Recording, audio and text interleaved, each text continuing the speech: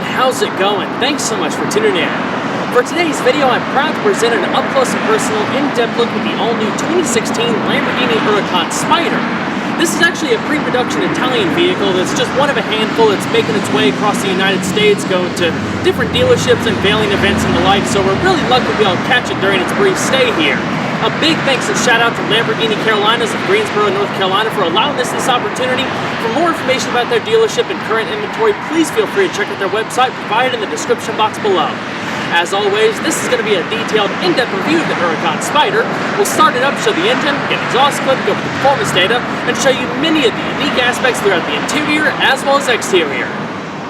So without further ado, let's go ahead and hop on in, start it up, let it run.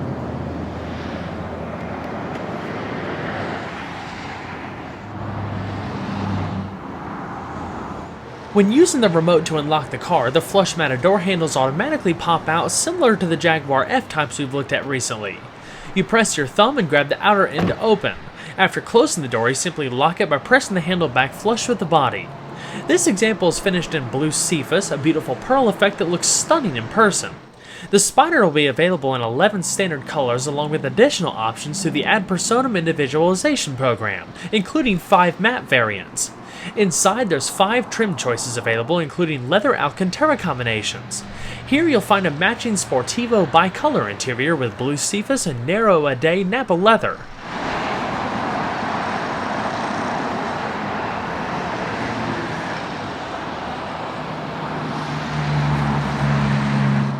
So to start, all you have to do is just make sure you have the key fob within the interior, then simply put your foot on the brake, look in the console and flip up this little red cap, then hit the button to go.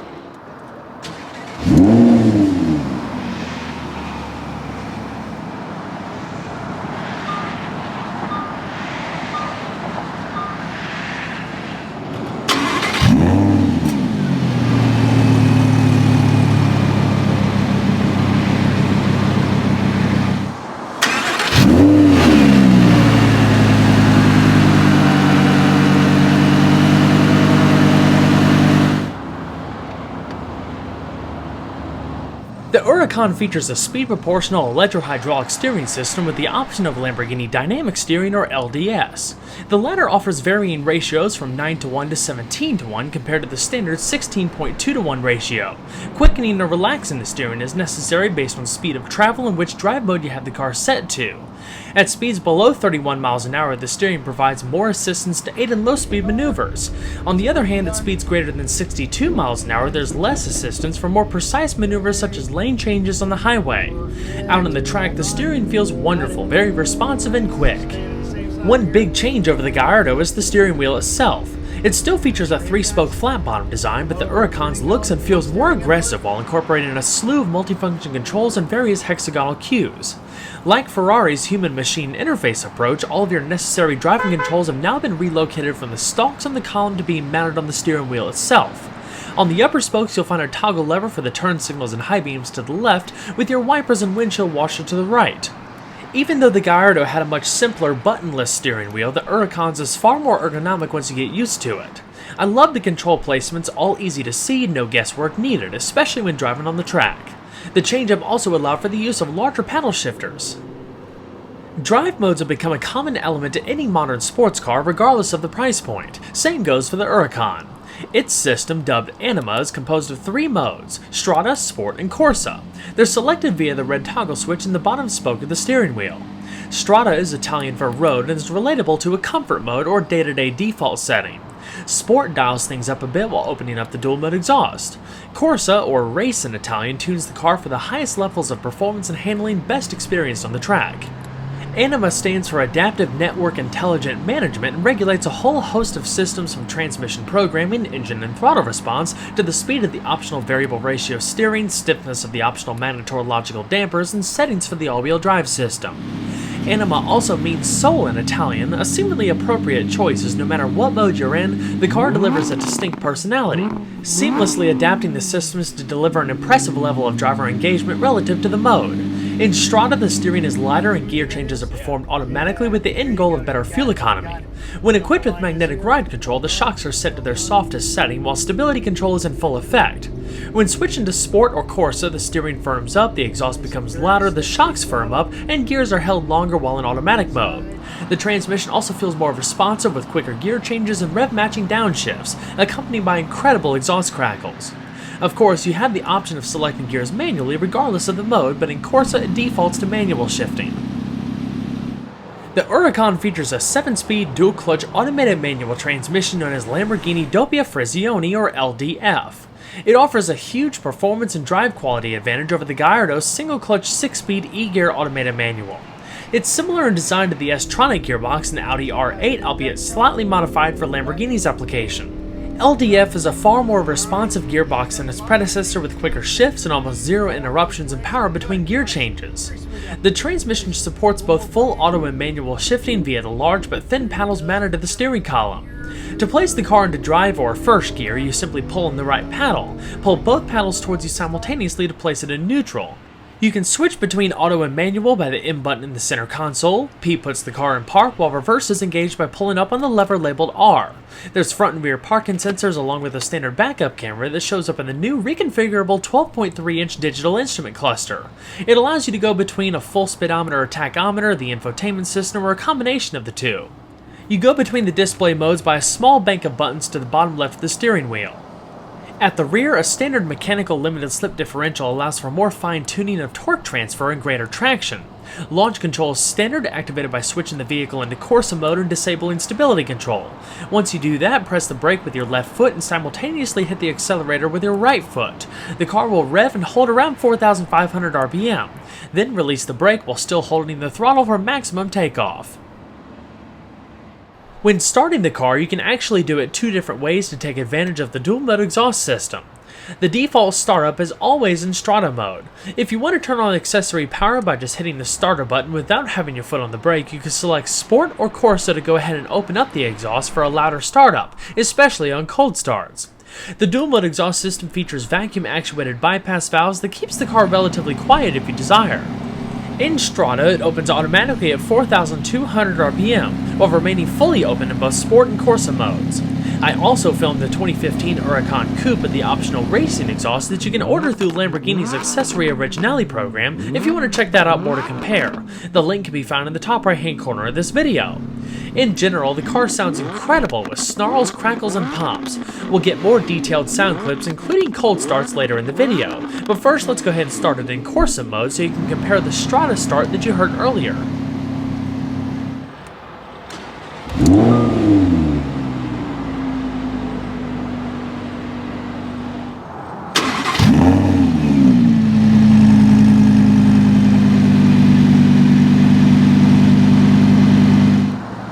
So let's go ahead and flip on the automatic full LED headlamps and tail lamps, rear fog lamps, as well as the hazards. Of course, both side windows are fully automatic and they're controlled via the outer toggles. So let's go ahead and check out the exterior.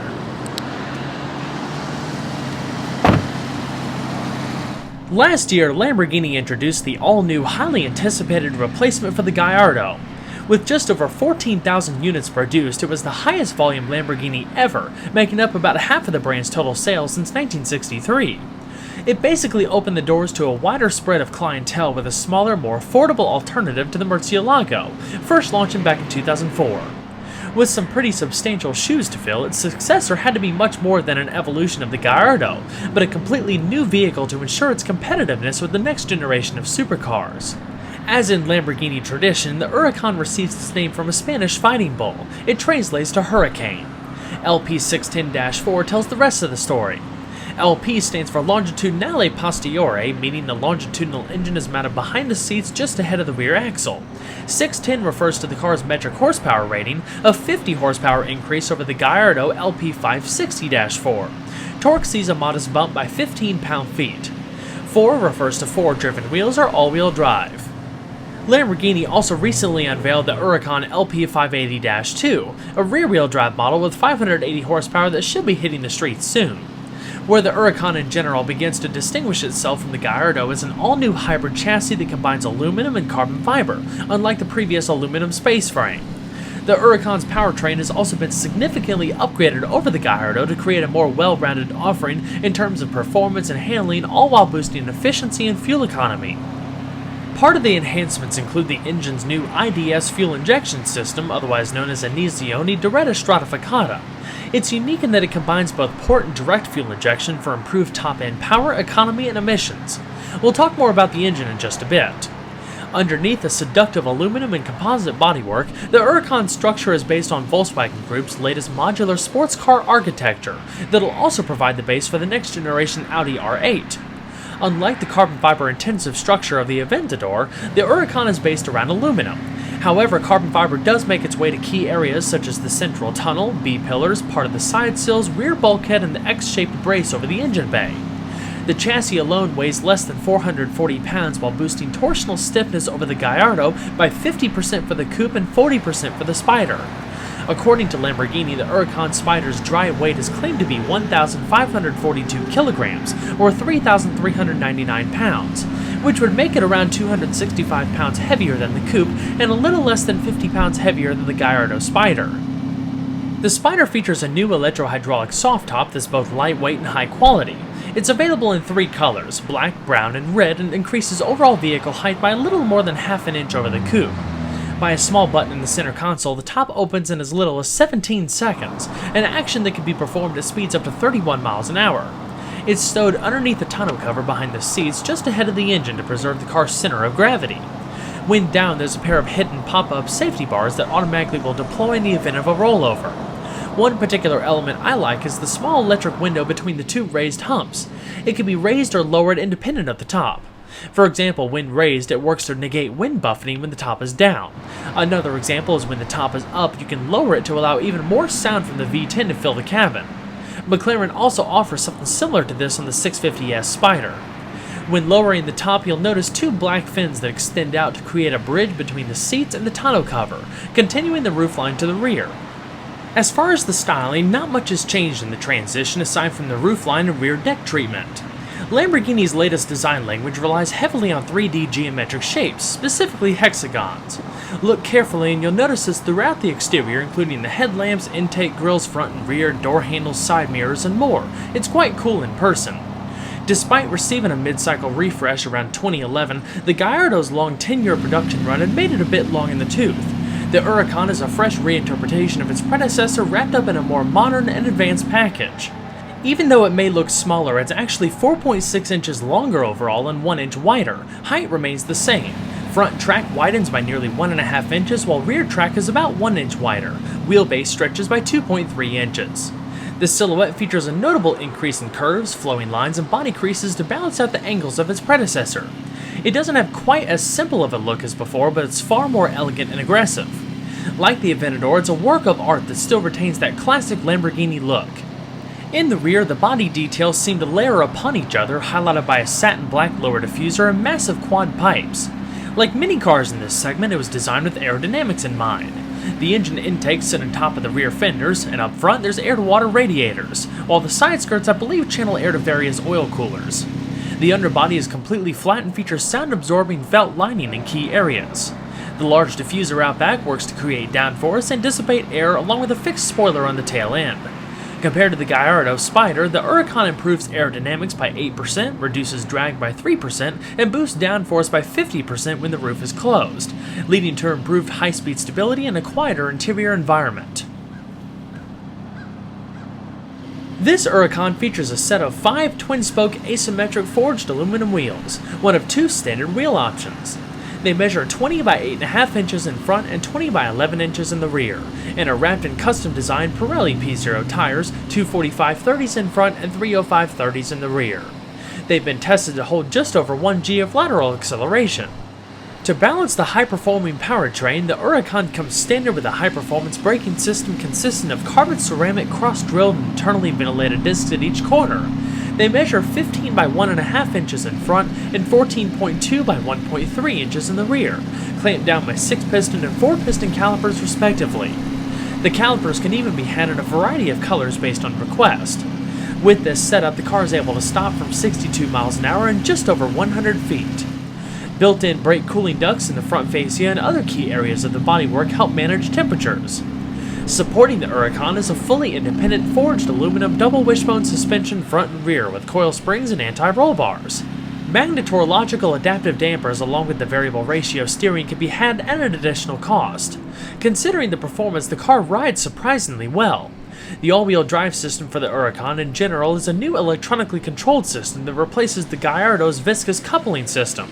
It's primarily rear-biased, offering a ton of grip. The default torque split is 30-70 between the front and rear respectively. It has the ability to send up to 50% of the available torque to the front via a wet multiplay clutch, or the full 100% to the rear depending on the driving mode and road conditions. Overall length is 175.6 inches with a width of 75.6 inches and a height of 46.4 inches. Wheelbase is 103.1 inches, while curb weight I estimated to be around 3,550 pounds. Weight distribution is 43% in front, 57% in the rear. This one also features the available front-end lift system. All you have to do is just pull the little toggle button in the center console. It shows on the instrument cluster when it's actually working, and it raises the front end, I don't know, maybe 1.5–2 inches or so to clear speed bumps and the like. The Huracan is powered by an all-aluminum 5.2-liter V10, fed through a combination of port and direct fuel injection. It carries a dry sump lubrication system, dual overhead cams, 4 valves per cylinder, dual variable valve timing, and a compression ratio of 12.7:1. An evolution of the Gallardo engine, it still features the same bore and stroke dimensions, but it carries revised forged aluminum internal components, such as the crankshaft, pistons, and connecting rods. A 2-stage intake system complements the active exhaust for a more aggressive sound under higher RPMs. Performance numbers include an impressive 610 horsepower at 8,250 RPM and 413 pound-feet of torque at 6,500 RPM. The engine's red line is a lofty 8,700 RPM with 75% of the torque being available as low as 1,000 RPM. This allows the all-wheel drive Huracan Spyder to accelerate to 62 miles an hour in a manufacturer-claimed 3.4 seconds and 124 miles an hour in just 10.2 seconds, all the way to its top speed of 201 miles per hour. This engine brings a lot of character to the table, soldiering on with natural aspiration. Overall, the Huracan is a much easier and satisfying car to drive than the Gallardo. The biggest upgrade is with the gearbox, but the engine feels livelier, more responsive, and just sounds incredible under full throttle. For greater economy, a cylinder deactivation feature is now standard on all Huracans for the 2016 model year. When full power isn't needed, one bank of cylinders shuts down, turning it into an inline 5-cylinder to save a bit of fuel. Like other similar systems, it's designed to work in the background without any effort from the driver. An auto start-stop feature is also standard. As far as fuel economy, the Huracan is rated by the EPA at 14 miles to a gallon in the city and 20 on the highway, while running on premium fuel it's carried within a 21.1 gallon tank. CO2 emissions have been improved 14% over the Gallardo. European fuel ratings are 12.3 liters per 100 kilometers. The Huracan features a well-crafted interior with excellent attention to detail and a wealth of modern technology. As you would expect in this class, the build quality is excellent. Everything you see for the most part is wrapped in fine Napa leather with Alcantara touches in certain areas of the doors and upper windshield header. More Alcantara elements in up to 17 interior colors, including two-tone options like you see here, can be had a part of the seemingly endless amount of options you get when it comes to these bespoke supercars. Throughout the interior, you'll continue to see the hexagon cues, giving it a very technical vibe. Compared to the McLaren 650S and the Ferrari 458 and 488, the cabin feels more intimate as the center console takes up a larger portion of the interior, but I believe Lamborghini offers more when it comes to its features. The ergonomics are also quite good. Everything is within easy reach across the console and clearly labeled. Once you figure out how to use the new instrument cluster and infotainment system, everything will become second nature. The seats are fully electric, including 4-way lumbar for both the driver and passenger. Despite their firm design, they're surprisingly comfortable, offering a lot of upper and lower lateral support to go along with the lower back support. There's flared upper backrest to cradle your shoulders. The headrests are embossed with the Lamborghini logo and are fixed to the seat. The contrast stitching options are another nice touch of quality. You can see examples of this across the seats, dashboard, and door panels. Providing some added long-term comfort are a pair of small Alcantara pads on either side of the center console to provide a resting place for your legs. If you've had prior experience with the Gallardo, you'll notice that the Huracan has more interior room and better visibility. The dashboard is low slung with a floating center console. The air vents and instrument clusters sit on top of the dash as if they're separate entities entirely. I like all of the gloss black elements, including the dash trim, again with more hexagons. Somewhat similar to the concept seen in the Audi TT we looked at recently, everything is now centered towards the driver, which does wonders in keeping your focus on the road ahead. I'm 5'10" and I fit in the car just fine, so I think if you're around 6 feet or so you should have no problem in this car with head or leg space. On the passenger side, the glove box is locking and there's a pretty good amount of space. It's all lined in felt, just enough for an owner's manual and a few other goodies. Underneath the floating center console, there's a pretty good sized storage tray to stow a couple cell phones. The Huracan features 4 airbags, including 2 front and 2 side airbags. The structure itself is designed for safety down to the specific weave patterns of the carbon fiber chassis components in order to absorb energy in the event of an accident. Down below there's aluminum door sill entry guards along with aluminum pedals. The steering wheel is manual tilting telescoping. To the left of the column are your lighting controls organized into a bank of toggle buttons. Lamborghini has definitely come up with some pretty cool designs in recent time, just making things that much more unique and signature to the brand.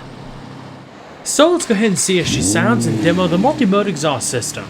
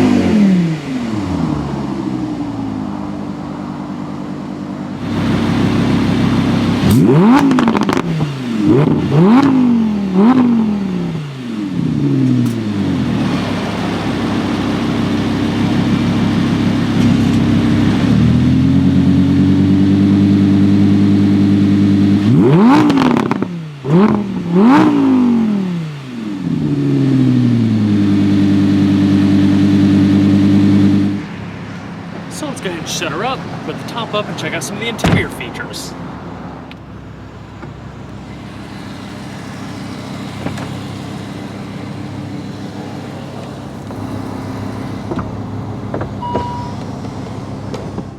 This example features the optional Sensonum premium audio system consisting of 390 watts, a 10-channel amplifier, and 10 speakers located throughout the vehicle, of course with hexagonal-shaped grills and unique badging. It's all routed through the new MMI system combined with the reconfigurable instrument cluster like we touched on earlier.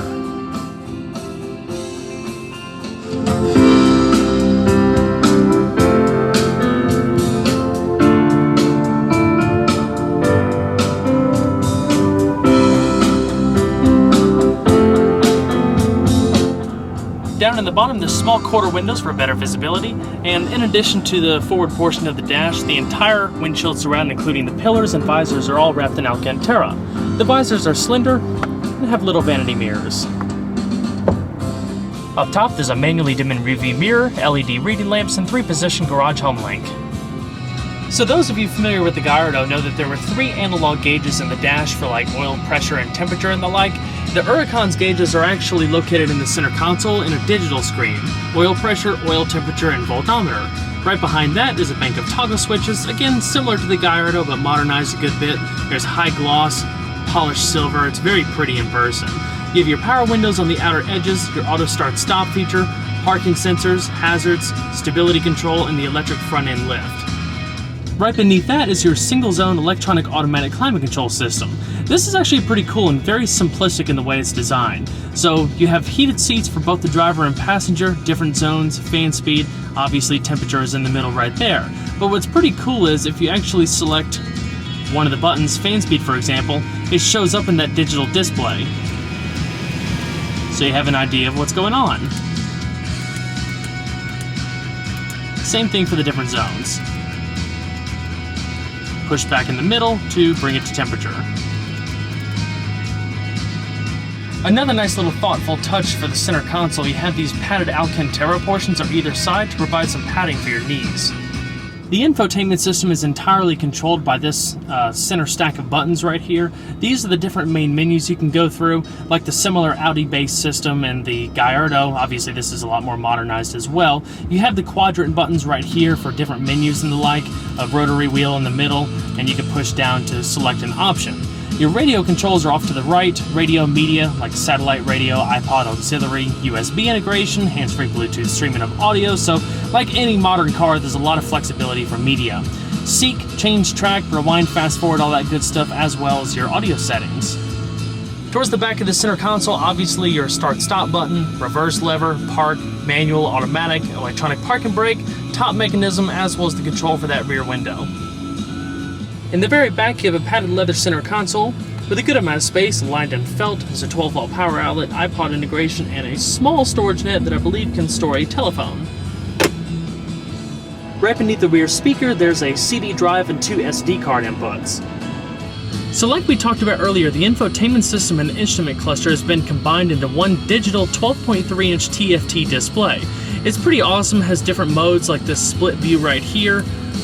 You can bring up the entire infotainment system, tachometer, or your speedometer. Definitely pretty nifty. So let's quickly go through the main infotainment system features. Top right, you have tone, radio, media, just like you can access from the center console. You have navigation.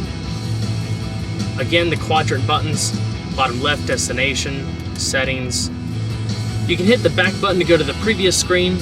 There's an information screen, your Bluetooth telephone and audio controls.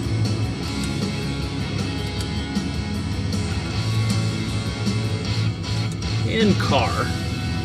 Vehicle settings, driver assistance, service.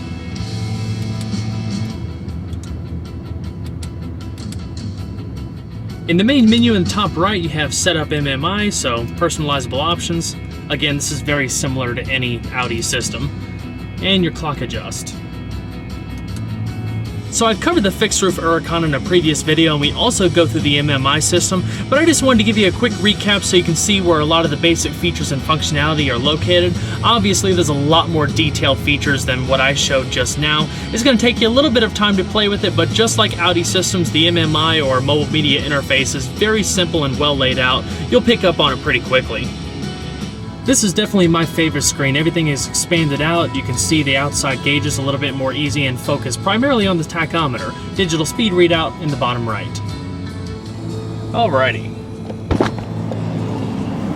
The controls to the bottom left-hand side of the dash from the left correspond to your automatic headlamps, parking lamps, turning on the headlights manually, rear fog lamps, and interior lighting dimmer. We'll go ahead and shut her down.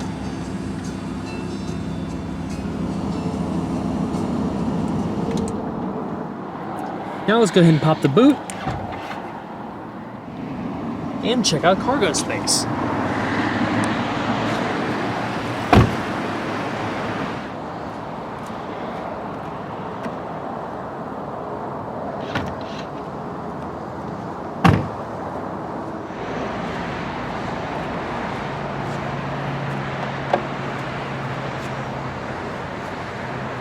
Up front, the Huracan has 4 cubic feet of cargo space, which is pretty typical for the class, enough for a few small items. There's also a power outlet, some illumination, and easy access to your windshield washer reservoir.